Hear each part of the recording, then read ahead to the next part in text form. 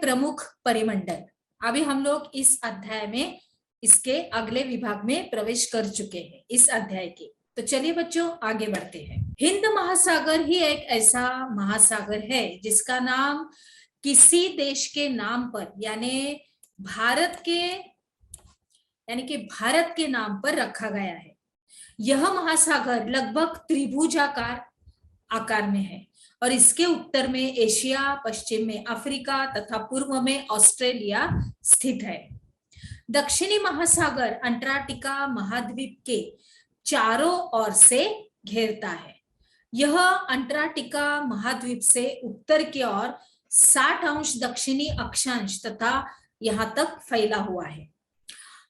अभी आर्कटिक महासागर उत्तर ध्रुव वृत्त में स्थित है और तथा यह उत्तर ध्रुव के चारों ओर फैला है।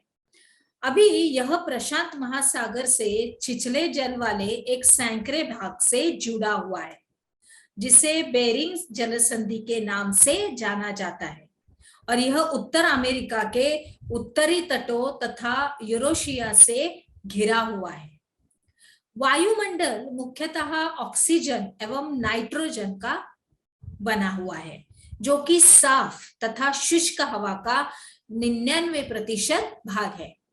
आयतन के अनुसार नाइट्रोजन 78%, ऑक्सीजन 21% तथा दूसरी गैसें हैं जैसे कि कार्बन डाइऑक्साइड है, ऑर्गन है इत्यादि की मात्रा 1% है और ऑक्सीजन सांस लेने के लिए आवश्यक है जबकि नाइट्रोजन प्राणियों के वृद्धि के लिए आवश्यक है।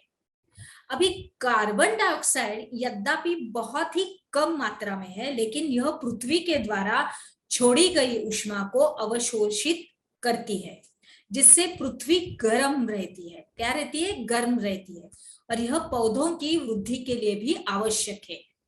आगे देखते हैं बच्चों।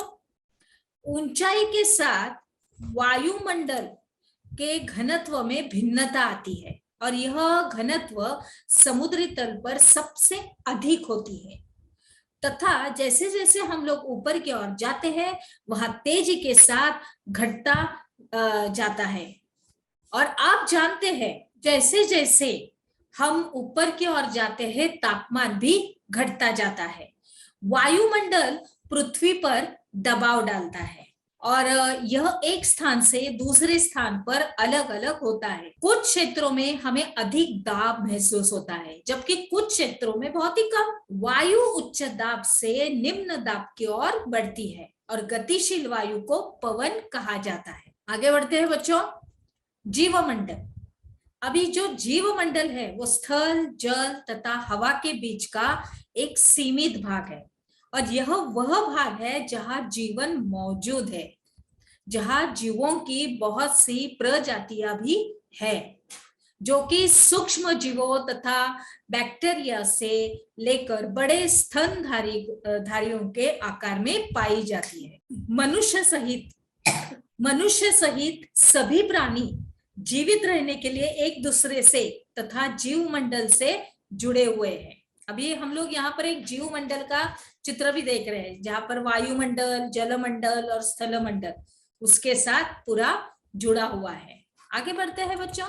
जीवमंडल के प्राणियों को मुख्य 2 भागों यानी कि जंतु जगत एवं पादप जगत में विभक्त किया जा सकता है। पृथ्वी के ये तीनों परिमंडल आपस में पारस्परिक क्रिया करते हैं तथा एक दूसरे को किसी न किसी रूप में प्रभावित करते हैं। अभी अगर हम लोग उदाहरण के तौर पर लेंगे तो लकड़ी तथा खेती के लिए वनों को काटा जाए तो इससे ढलुआ भाग पर मिट्टी का कटाव तेजी से होने लगता है।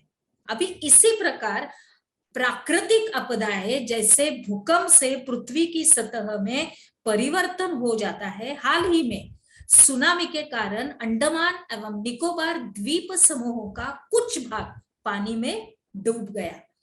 झीलों तथा नदियों में दूषित पदार्थों के प्रवाहित होने से उनका जल मानव के इस्तेमाल के लायक नहीं रह जाता है और यह जल दूसरे जीवों को भी नुकसान पहुंचाता है।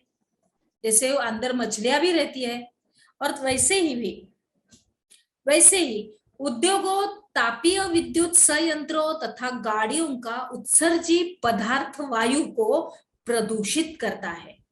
कार्बन डाइऑक्साइड वायु का एक महत्वपूर्ण घटक है। कार्बन डाइऑक्साइड वायु का एक महत्वपूर्ण घटक है, लेकिन कार्बन डाइऑक्साइड की मात्रा में वृद्धि के कारण पृथ्वी के तापमान में वृद्धि हो रही है। आई बात समझ में? अभी हम लोग देखते हैं कि इसे भूमंडलीय तापन कहा जाता है।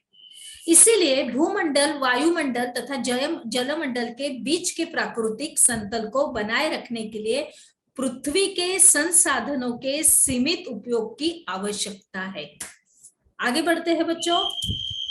अभी हम लोग यहाँ पर देख रहे हैं हमारा वायुमंडल, स्थलमंडल और जलमंडल, किस तरह से पूरा चित्र हम लोग यहाँ पर देख रहे हैं। बराबर, यहाँ पे जीव भी है, स्थलमंडल के अंदर पूरे हमारे प्राणी भी है, हम लोग भी है, यानी मानव भी है। जलमंडल के अंदर मच्छी है, और उसके ऊपर वायुमंडल में देखिए हमारे बादल है, बादल से बरसा हुआ पानी दिख रहा है, पंछी दिख रहे हैं, इस तरह से। तो चलिए आगे बढ़ते हैं बच्चों। हमने क्या सीखा, इसके अंतर्गत वायुमंडल के बारे में लिखिए, ये आपका आज का प्रश्न है। तो चले बच्चों, अभी आगे बढ़ते हैं अगले वाले विभाग में।